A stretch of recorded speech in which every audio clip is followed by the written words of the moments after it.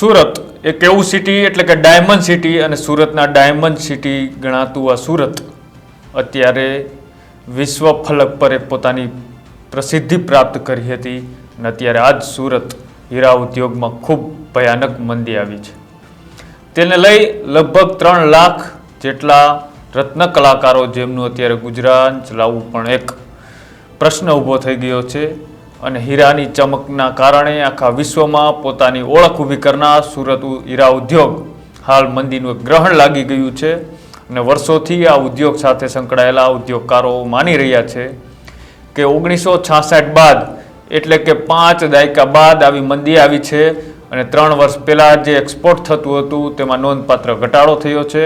આના કારણે હવે રત્ન કલાકારોનું માસિક વેતન પણ એની અસર જોવા મળી રહી છે. જો વાત કરવામાં આવે આના આંકડા પર તો 40થી લઈને 50% પગારમાં ઘટાડો નોંધાયો છે. અત્યારે હાલ સુરતના હીરા ઉદ્યોગ હાવ મંદીના મારથી પડી ભાંગ્યું છે. સુરત ડાયમંડ ઉદ્યોગને 2023-24માં ઘેરી મંદીનો સામનો કરવો પડી રહ્યો છે અને 1966 પછી પહેલી વખત આ ક્ષેત્રમાં આવી મંદી જોવા મળી રહી છે. એટલે કે જ્યાં ક્રિસમસનો એક પર્વ છે અને આ પર્વ ટાઈમે જ આ બજાર એક નબળું પડી રહ્યું હતું દેખાય છે. ડાયમંડ ઉદ્યોગમાં મંદીનો આ તાજો કિસ્સો ઉદ્યોગની સ્થિતિ અને અનેક પ્રશ્નો ઊભા કરે છે. મંદીનો સૌથી મોટો પ્રભાવ સુરતના હજારો કારીગરો ઉપર જોવા મળી રહ્યો છે. ક્યાંક કોક મંદીના મારથી પીડાઈ રહ્યું છે તો કોક હીરા ઉદ્યોગમાં દેવાથી આત્મહત્યા પણ કરી રહ્યું છે. જેમનો પગાર મહિને 35થી 40 હજાર રૂપિયા હતો તેમનો પગાર અત્યારે ઘટી 15થી 20 હજાર રૂપિયા આવીને ઊભો રહી ગયો છે અને તેમ કરતાં પણ અત્યારે કારખાનાઓની અંદર કામ નથી મળી રહ્યું. આ એક મોટો પ્રશ્ન છે જેના કારણે કારીગરોને અથવા તો પગાર પર કામ કરવું પડે છે તેવા લોકો અત્યારે બેરોજગારીઓનો સામનો કરી રહ્યા છે અને ઉદ્યોગ માટે પણ એક આ પડકારરૂપ આંકડાઓ છે. એ વિશ્વ પલક પર જે માંગ હતી હીરાની આર્થિક સંજોગોને કારણે આ માંગ ઘટી છે અને હીરા જેવરાતની નિકાસમાં જે ઘટાડો થયો છે તેની અંદર ભારતના 3 મુખ્ય ક્ષેત્ર માટે ચિંતાજનક કહી શકાય. વિશ્વ બજારમાં જો આંકડાઓની વાત કરી અને જે ડાયમંડ સાથે સંકળાયેલા લોકોએ જે 3 મુદ્દાઓ રજૂ કર્યા છે આ મંદીના તેમાંથી વાત કરી તો વિશ્વ બજાર એક નરમ ડાયમંડ માટેની અત્યારે તેમની ખરીદી અને વેચાણ ઓછું થઈ રહ્યું છે. મોંઘવારી જેવી પરિસ્થિતિઓની અંદર પણ આમનો ઘટાડો જોવા મળી રહ્યો છે અને જે નિકાસ થતી હતી ભારતથી તે હવે બીજા દેશોમાંથી એટલે કે ચીન અને બીજા દેશોમાંથી આની નિકાસ શરૂ થવાથી ભારત ઉપર એક ખૂબ મોટો ચિંતાજનક વિષય છે હીરા ઉદ્યોગ માટે. તેને લઈ અનેકો વખત ચર્ચાઓ થતી રહે છે પણ આને ઊભું કરવા માટે સરકાર એન કેન પ્રકારે કોઈના કોઈ ઊભું કરે કામ અને હીરા ઉદ્યોગને પાછું મંદીમાંથી ઊભું કરવા માટેની જો તૈયારી કરે તો એ હીરા ઉદ્યોગને ફરી ઊભું કરી શકાય અને તેની સાથે સંકળાયેલા લાખો કારીગરોનું ફરી વખત રોજગાર શરૂ થઈ શકે. તેને લઈને કોંગ્રેસે પણ ચિંતા વ્યક્ત કરી હતી. થોડા દિવસ પહેલાં ગુજરાતના મુખ્યમંત્રી ભૂપેન્દ્ર પટેલે પણ ચિંતા વ્યક્ત કરી હતી અને કોંગ્રેસે ચિંતા વ્યક્ત કરતા સુરતની અંદર એક પત્રકાર પરિષદની અંદર અમિત ચાવડાએ શું કહ્યું તે પણ એકવાર સાંભળો. સુરતની ઓળખ એટલે આખા વિશ્વમાં એક આર્થિક હબ તરીકે છે અને અહીંયાનો ડાયમંડ ઉદ્યોગ અહીંયાનો ટેક્સટાઇલ ઉદ્યોગ આખા વિશ્વમાં જાણીતો છે. જે ડાયમંડ ઉદ્યોગમાં રત્ન કલાકારો પોતાના આરોગ્યની ચિંતા કર્યા સિવાય જે રફ ડાયમંડને ચમકાવીને હીરો બનાવે છે અને હીરાની ચમકની સાથે સાથે એ રાજ્ય અને દેશની તિજોરી ભરવાનું કામ પણ કરે છે. દેશના પ્રધાનમંત્રી શ્રી આખા વિશ્વમાં જાય ત્યારે સુરતના ડાયમંડ માટેની વાહવાહી લેતા હોય છે, એના માટેનું ગૌરવ પણ લેતા હોય છે. આદરણીય પ્રમુખશ્રીએ જે કીધું એ મુજબ સરકારની ખોટી નીતિઓ ઉદાસીનતાને કારણે જે રીતે સુરતનો ડાયમંડ ઉદ્યોગ આજે મંદીમાં ગરકાવ થઈ ગયો છે અને એની કારણે આર્થિક રીતે તો મોટું નુકસાન થયું જ છે પણ સાથે સાથે રત્ન કલાકારો બેરોજગાર થવાથી રોજ આત્મહત્યા કરવા માટે મજબૂર બન્યા છે. હમણાં જ તપાસ કરતા લેબર ડિપાર્ટમેન્ટમાંથી જે માહિતી મળી એ લગભગ 3 લાખ જેટલા રત્ન કલાકારો નોંધાયેલા છે. આ તો નોંધાયેલા 3 લાખ રત્ન કલાકારો, ના નોંધાયેલા રત્ન કલાકારોની સંખ્યા ગણીએ તો 10 લાખ કરતા વધારે રત્ન કલાકારો આ સુરતમાં હીરા ઉદ્યોગ સાથે સંકળાયેલા છે. જે વૈશ્વિક કારણોથી સરકારની ઉદાસીનતાઓને કારણે મંદી આવી અને એના કારણે મોટા પ્રમાણમાં રત્ન કલાકારોને આજે નોકરીમાંથી છૂટા કરવામાં આવ્યા છે. એમના કામના કલાકો ઘટી ગયા છે. એમની આવક ઘટવાને કારણે છેલ્લા 1.5 વર્ષમાં જોઈએ તો લગભગ 80 કરતા વધારે રત્ન કલાકારોએ આત્મહત્યા કરવી પડી છે. અનેક પરિવારોને હું પણ મળ્યો છું, અમારા આગેવાનો પણ મળ્યા છે.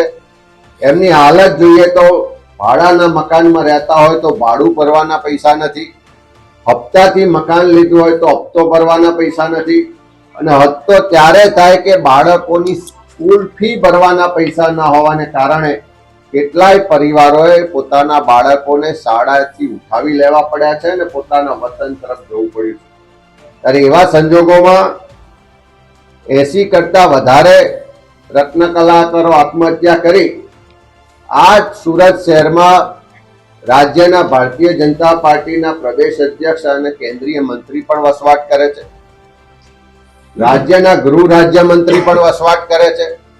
બધા જ 12 ધારાસભ્યો ભારતીય જનતા પાર્ટીના છે, સંસદ સભ્ય ભારતીય જનતા પાર્ટીનો છે, પણ એક પણ ભાજપનો નેતા કોઈ આપઘાત કરનાર રત્ન કલાકારના પરિવારના આંસુ લૂછવા માટે જતો નથી. મત લેવાના હોય છે ત્યારે એમની પાસે વારંવાર દોડી જાય, સભ્ય નોંધણી કરવાની હોય તો એની પાસે વારંવાર દોડી જાય. એ આજે જયારે તકલીફમાં છે, દુઃખમાં છે, એનો પરિવાર આજે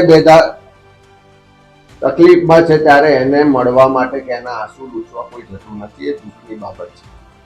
એક તરફ ગુજરાતની જ વાત કરીએ તો ગુજરાતમાં અને ખાસ કરીને સુરતમાં ESI ના જે લાભાર્થીઓ છે એ લગભગ 6 લાખની આસપાસ લાભાર્થીઓ, અને આ ESI યોજના એટલા માટે જ લાવવામાં આવી હતી કે જે પણ કામદારો છે એને તકલીફના સમયમાં વીમાનું કવચ મળે અને એને તકલીફના સમયમાં આર્થિક રીતે સહારો અને સથવારો મળે. આજ સુરતના ઇન્ડસ્ટ્રીયલ એરિયામાંથી દર મહિને 10 થી 15 કરોડ રૂપિયા ESI માં કપાત તરીકે જમા થાય છે. આ છેલ્લા 5 વર્ષની સરાસરી જોઈએ તો 10 થી 15 કરોડ રૂપિયા દર મહિને જમા થાય, અને તેમ છતાં આ સુરત જેવા શહેરમાં કામદારોના આરોગ્યની ચિંતા કરીને જે હોસ્પિટલની વ્યવસ્થા હોવી જોઈએ એ ESI ની યોગ્ય સુવિધાવાળી હોસ્પિટલ કાર્યરત નથી. સાથે સાથે જેમ મેં પહેલા કીધું 3 લાખ રત્ન કલાકારો નોંધાયેલા છે, પણ 10 લાખ કરતા વધારે કામ કરે. એમાં જ્યારે મોટા પ્રમાણમાં મંદી આવી હોય, મોટા પ્રમાણમાં રત્ન કલાકારો આજે બેરોજગાર બન્યા હોય, કારખાના બંધ થતા હોય, કામના કલાકો ઘટ્યા હોય, એમની છટણી કરવામાં આવતી હોય, ત્યારે એમના રક્ષણ માટે દેશમાં જ્યારે કોંગ્રેસના નેતૃત્વવાળી UPA સરકાર હતી ત્યારે 2005માં રાજીવ ગાંધી શ્રમિક કલ્યાણ યોજના શરૂ કરવામાં આવી.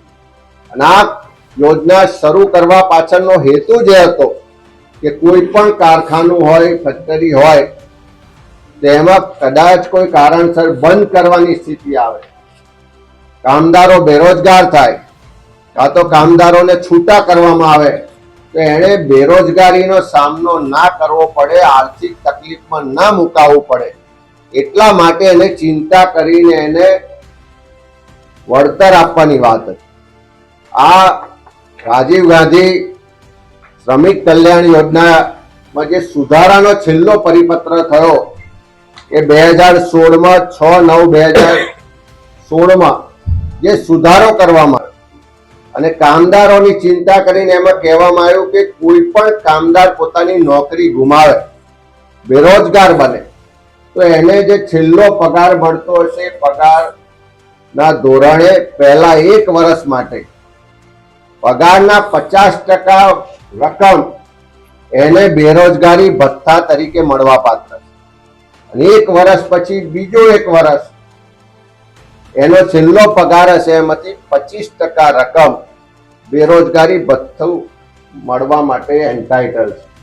જ્યારે કેન્દ્રમાં યુપીએ સરકાર વખતની આ યોજના કાર્યરત હોય, બીજી બાજુ અહીંયા હીરા ઉદ્યોગમાં મંદી ચાલતી હોય, કામદારો બેકાર બન્યા હોય, આત્મહત્યા કરવા માટે મજબૂર હોય, એમ છતાં સરકાર આ યોજના હેઠળ પણ લાભ આપતી નથી.